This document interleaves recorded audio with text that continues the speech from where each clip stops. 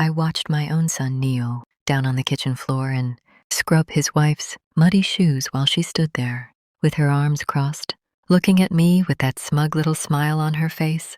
And I want you to know, I did not look away. I held my coffee cup with both hands. I sat up straight in that chair, and I looked her dead in the eyes because I wanted her to know that I saw everything.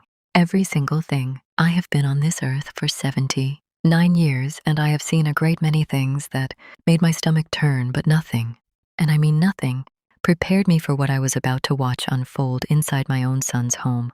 And if you think that was the worst of it, then you had better keep listening, because what came after was something I had to handle with every ounce of patience and wisdom that 7 decades of living had given me. My name is Winifred Opal Stonebridge, and I am 79 years old. People call me Winnie. I was born on a Tuesday morning in early March in a farmhouse outside a small town in rural Vermont, the third child of 5, and we grew up with snow on the ground for 6 months of the year and firewood that needed splitting and a mother who woke before sunrise every single day of her adult life without complaint. My mother was the kind of woman who never raised her voice because she never needed to. She had a look. Those of you who had a grandmother or a mother like that know exactly what I mean. One look from that woman could stop a room cold. She taught me that a woman who knows her own worth never has to announce it, never has to perform it, never has to demand that other people recognize it. You simply carry it the way you carry your spine, straight and quiet and always there. That woman shaped everything I became, and I think about her every single morning when I wake up, and I hope that wherever she is, she knows that. I grew up working. That is the simplest way to put it. We were not poor in spirit, but we were careful with money in the way that families who have known real scarcity are always careful with money, even after the scarcity has passed. I learned to cook at 7, to mend clothes at 9, to manage a household budget by the time I was in high school.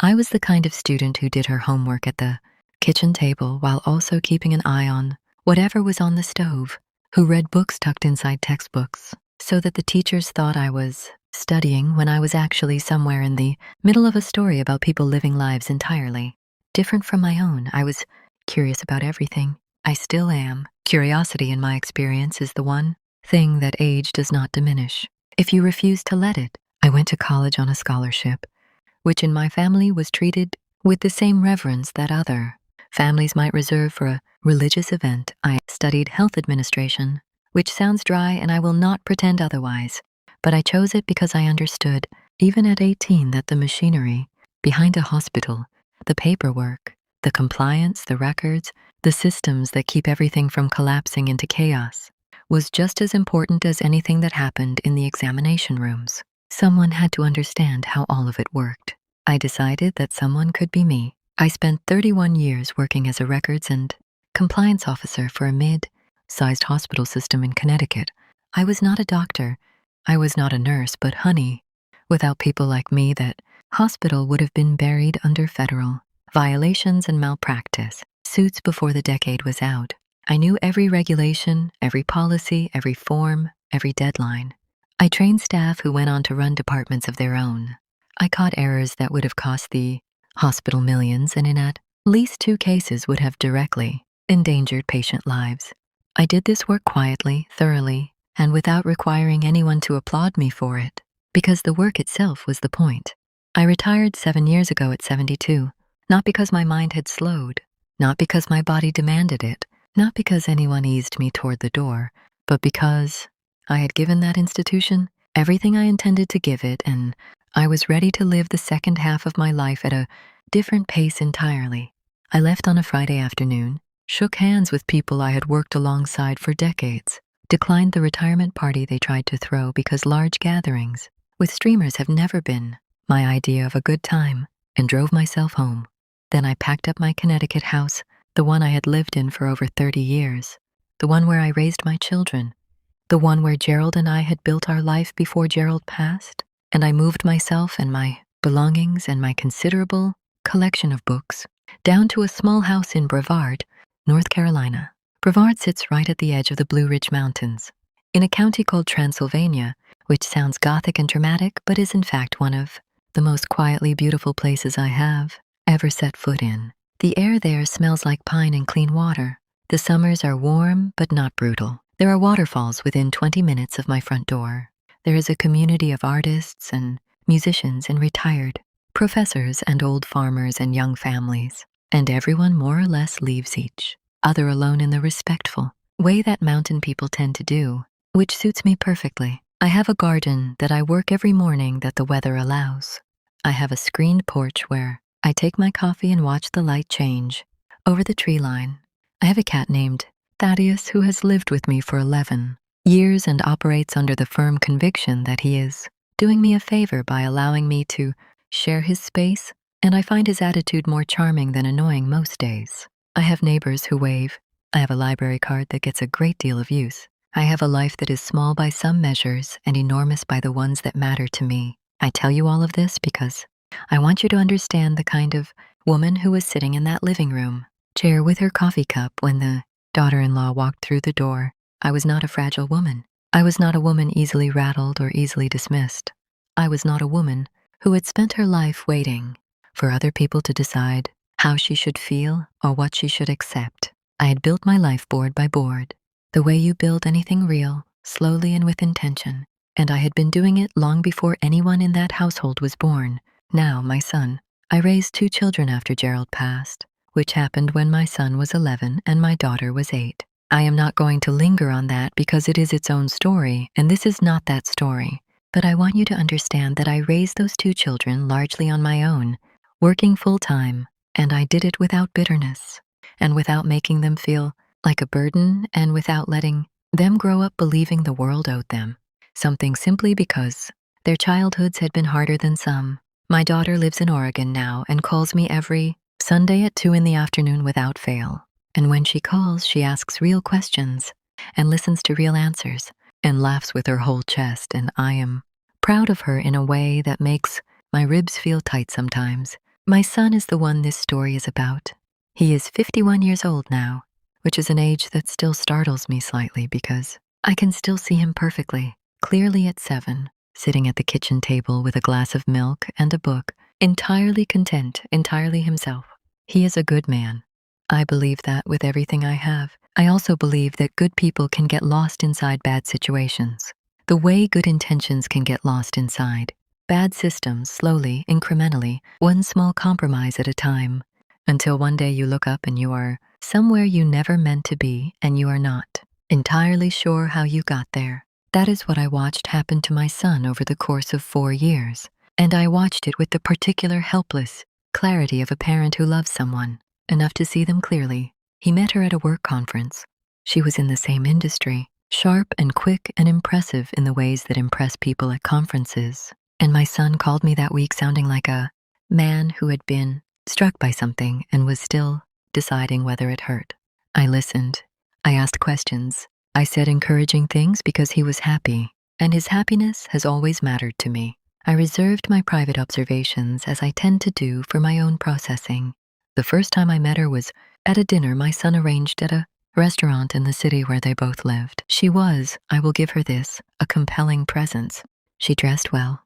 She spoke well. She was the kind of person who commands a table without appearing to try, which is a genuine skill, and I do not dismiss it. She laughed at the right moments and leaned forward when she was interested, and was clearly intelligent in ways that were not performed. I could see why my son was drawn to her. I understood it completely. But I also noticed things that an intelligent woman of 79 notices when she is paying attention, which I always am. I noticed that when the waiter made a small mistake with her order, brought the wrong dressing or some such thing, she did not say anything unkind, but her face changed for approximately 3 seconds before she reassembled the smile. It was a flash of something cold. Most people would not have caught it. I did. I noticed that when I told a story about a difficult case I had managed at the hospital, something I found genuinely funny in retrospect. She laughed at the right moment, but her eyes were somewhere else. Not distracted in the way of someone whose mind wanders, somewhere else in the way of someone who is managing their own performance carefully.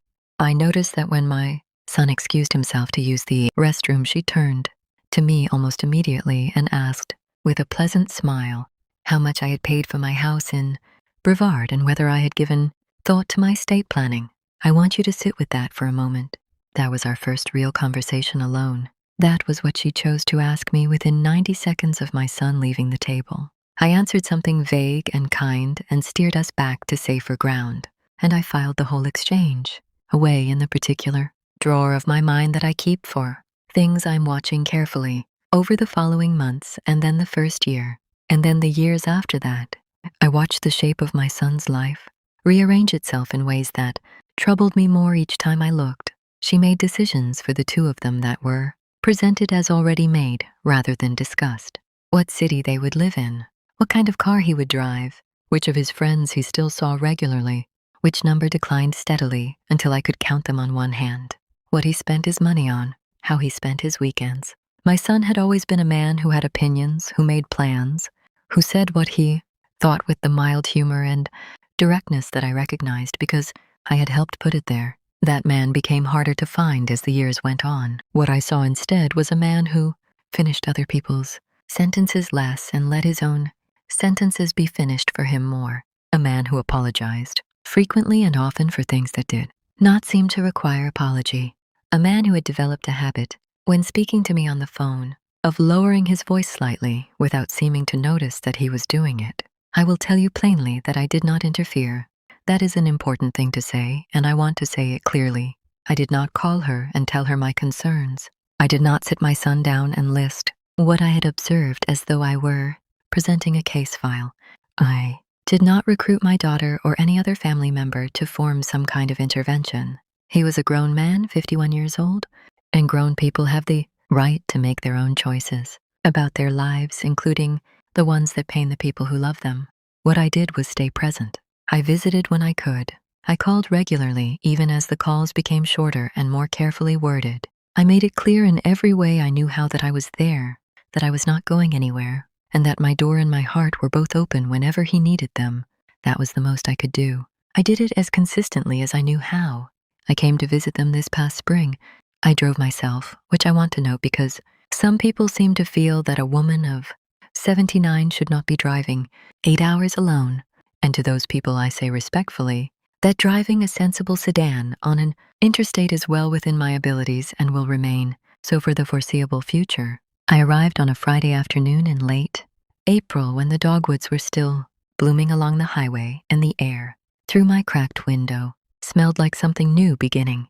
My son had been slow, cooking a pot roast all day because he remembered it was my favorite, and the smell when I walked through their front door was so warm and so familiar and so much like every good thing about having a family that I felt something loosen in my chest that I had not realized was tight. He hugged me at the door the way he used to hug me, long and real, and we stood in the entryway for a moment, just being glad to see each other. And I thought, all right, Winifred, this is going to be a good weekend. Just settle in and be grateful for what is right in front of you. She was not home yet. He told me she had gone out earlier and would be back before dinner. I set my bag in the guest room, which was neat and comfortable, and had a window that looked out at a small yard with a bird feeder that I approved of immediately. And then I came back downstairs and sat in the living room with a cup of tea while my son moved around the kitchen, and we talked the way we used to talk. Easy and unhurried, catching up on the ordinary details of each other's lives. What I had planted in the garden, how Thaddeus the cat had recently developed a strong opinion about a particular corner of the screened porch, how my son's project at work was going. Small things, but real things. The kind of conversation you can only have when no one is performing for anyone. She came home about an hour after I arrived. I heard the front door, heard the shuffle of someone coming in, and then heard nothing in the way of the greeting that one might reasonably expect from a person entering their home to find their mother-in-law sitting in the living room with a cup of tea. What I heard instead was the sound of bags being set down, and then a pause, and then her voice calling my son's name from the entryway.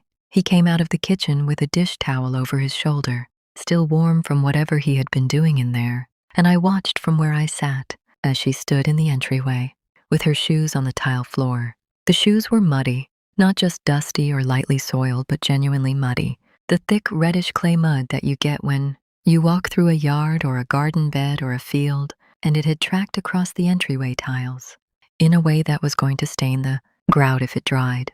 She looked at the mud. She looked at my son. And then she said, in a tone that I can only describe as completely matter of fact, completely devoid of any awareness, that there was another person in the adjacent room who could hear every word she said. Take these off me and clean them properly. The mud is going to set if you leave it. My son looked at her. Then he looked at me, just for 1 second. The briefest flicker of something I could not entirely read, but that I have spent the months since trying to name. Then he looked back at her, and then he knelt down on the kitchen floor. He unlaced her shoes. She stood there while he did it, her arms crossed, looking at her phone, which she had produced from her bag in the time it took him to cross the entryway. He took the shoes off her feet, one and then the other, and he carried them to the kitchen. And I heard water running, and what sounded like a scrub brush on a sole. And she walked into the living room in her socked feet and sat down in the armchair across from me and kept looking at her phone. I sat very still.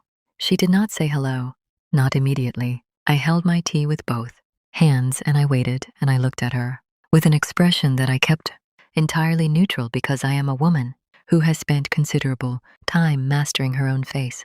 After perhaps a full minute, she looked up from her phone, seemed to register that I was looking at her, and said, "Oh, hi, how was the drive?" and then looked back at her phone before I had finished answering. I have held some difficult things in my life. I held my composure at Gerald's funeral when I felt like the ground was opening underneath me. I held my professional bearing in meetings where men half my competence talked over me for 30 years. I held my tongue when my children did things I disagreed with because I trusted them to find their own way.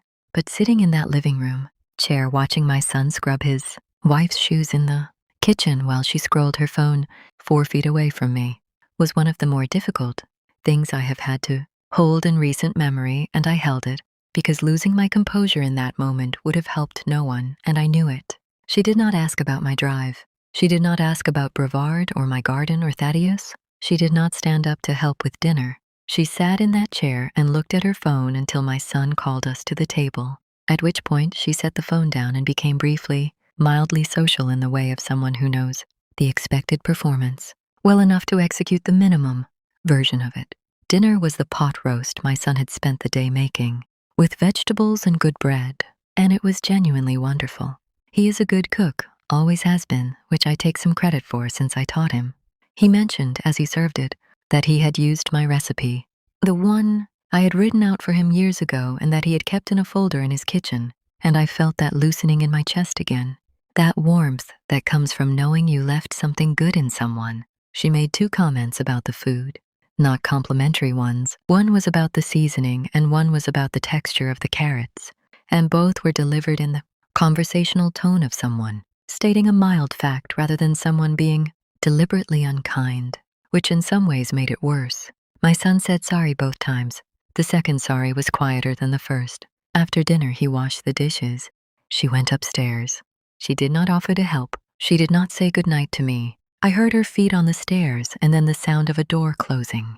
My son and I finished the evening talking over decaf at the kitchen table, and he was warmer and more himself without her in the room. And I noticed that too, but I did not say anything about it that night, because the evening had been long enough. I lay in the guest room that night and looked at the ceiling in the dark, and I thought about things. I thought about Gerald, who had his faults like any person, but who never, not once, made me feel small or invisible or interchangeable with a piece of furniture. I thought about my mother, who told me when I was young that the way a person behaves when they believe no one important is watching is the truest thing you will ever know about them. I thought about what I had watched happen in that entryway and at that dinner table. I thought about my son's face when she told him to clean her shoes, that 1 second of looking at me and what was in that look. I decided before I fell asleep what the rest of that weekend needed to be. I was up at 5:30 Saturday morning, which is my normal hour and has been for 50 years. I made coffee in their kitchen, quietly moving around the unfamiliar space with the careful deliberateness of a guest who respects that it is not her home. I took my cup out to the back porch and I sat in the early morning stillness, and I listened to the birds, and I thought through exactly what I needed to say and how I needed to say it. Not the angry version, not the hurt version, the clear version, the honest version, the version that came from love and said so, the version that spoke truth without needing the other person to collapse in order for the truth to be true. My son came downstairs a little after 7. He was surprised to find me already up and on the porch, and his face did the thing it used to do when he was a boy and discovered me already awake, a little sheepish, a little glad. I asked him to sit with me.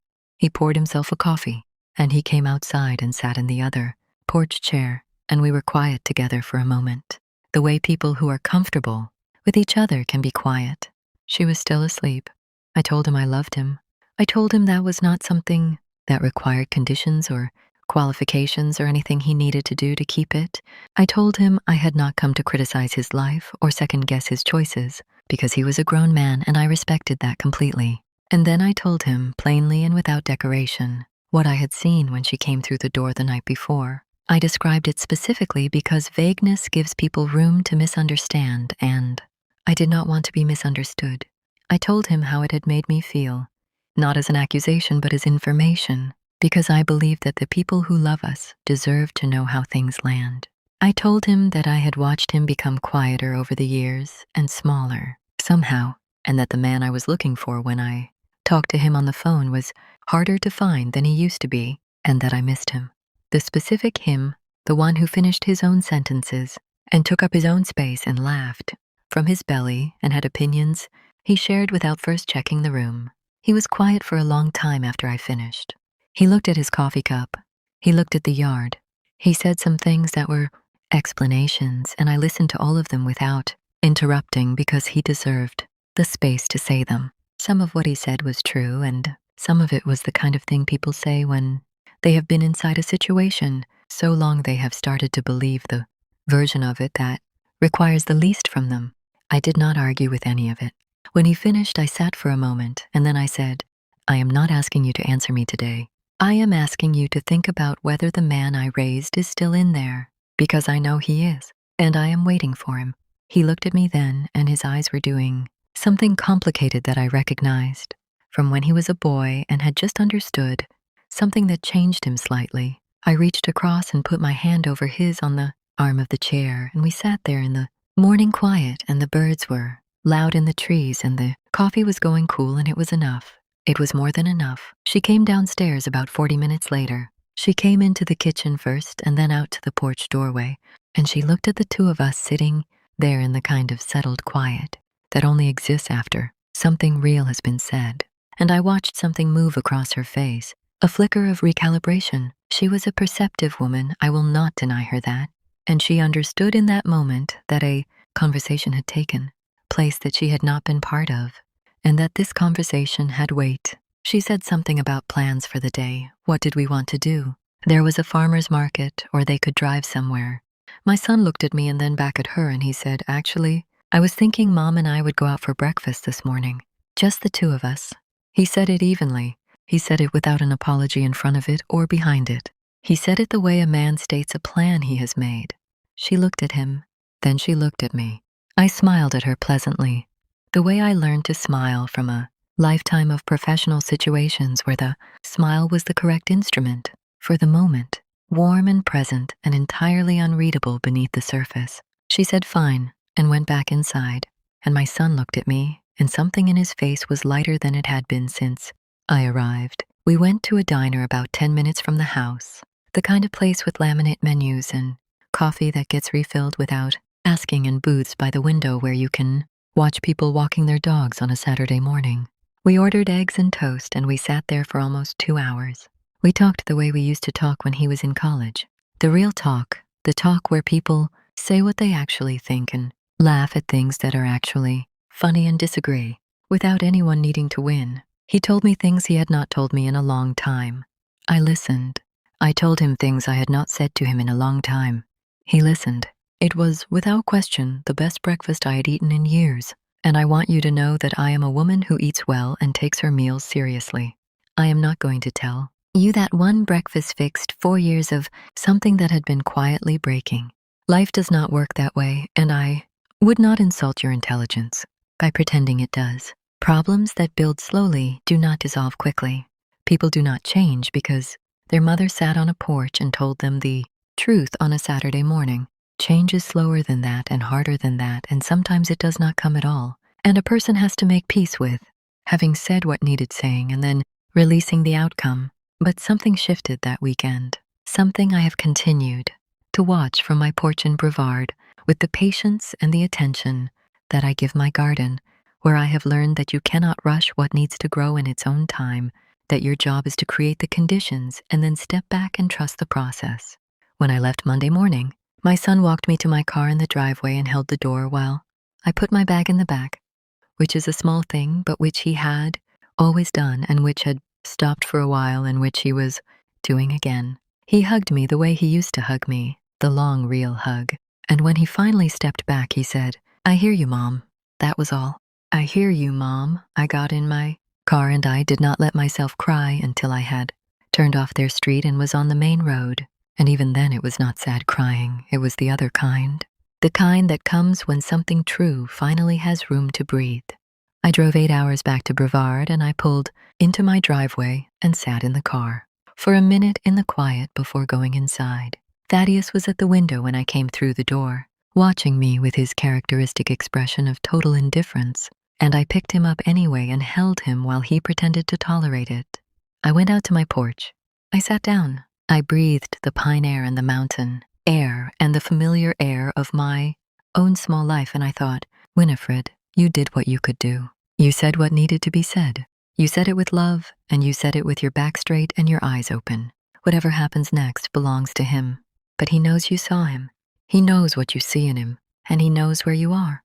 I am still watching. I am still here. That is what I can tell you. I am still in the porch chair with my coffee in the morning and my cat at my feet and my eyes on the tree line, and I have been on this earth long enough to know that the truth has a way of eventually becoming louder than everything else in the room, no matter how long it takes and no matter how many other noises are trying to drown it out. I have seen it happen too many times to stop believing in it now. There is one more thing I want to say before I close this story, and it is this. I'm not telling you this because I want you to dislike anyone. I am not telling you this because I want sympathy, though I appreciate warmth when it comes. I am telling you this because I know that somewhere out there, right now, someone is sitting in a chair in someone else's living room watching something unfair happen to someone they love and wondering whether saying something will make it better or worse or change anything at all. And I want that person to know that I think staying silent out of politeness when something true needs to be spoken is not kindness. It is a kind of abandonment. You can speak truth with love. You can be honest without being cruel. You can refuse to pretend. You did not see what you saw while still respecting that the person you love has to find their own way forward. Those things are not in conflict. They can all be true at the same time. I know because I lived one version of it on a porch in North Carolina on a Saturday morning in late April with a cup of coffee and my son beside me and the birds louder than everything else. That is my story. Take from it what is useful to you and leave the rest. Now tell me where you are watching from today. Drop your city in the comments below and let me know I am not out here alone. And if any part of this story settled somewhere in your chest, if you have a grandmother or a mother or an aunt or just any woman in your life who held things together quietly for longer than anyone gave her credit for, then please like this and share it with someone who needs to hear it today. And subscribe because I have more stories and not a single one of them is made up. This old woman in the North Carolina mountains is grateful you spent this time with her. Take care of yourselves. Take good care of each other. And please, for the love of everything good, teach your children better than this. I also want to say something about my son that I did not say earlier and that I think matters. He is not a weak man. I want to be clear about that because I worry that the image of him kneeling on that floor might suggest weakness, and it does not. It suggests a man who loved someone and made accommodations that grew past the point where accommodation was healthy, which is something that can happen to any of us if the increments are small enough and the pattern is gradual enough. We normalize what we live with. That is human. That is not weakness. The weakness, if there is any, is in the normalizing itself, in the not noticing at what point a choice became a habit and a habit became an expectation and an expectation became a kind of invisible rule. My son is a good man inside a pattern. That was not good for him, and I say that with full knowledge that the pattern was not entirely of someone else is making. These things are never entirely simple. If they were simple, there would be nothing to write about. I also want to say, because I believe in being fair, that I do not know her full story. I know what I have seen. I know what my son has told me, which has not been much, and what he has not told me, which I have inferred from the spaces.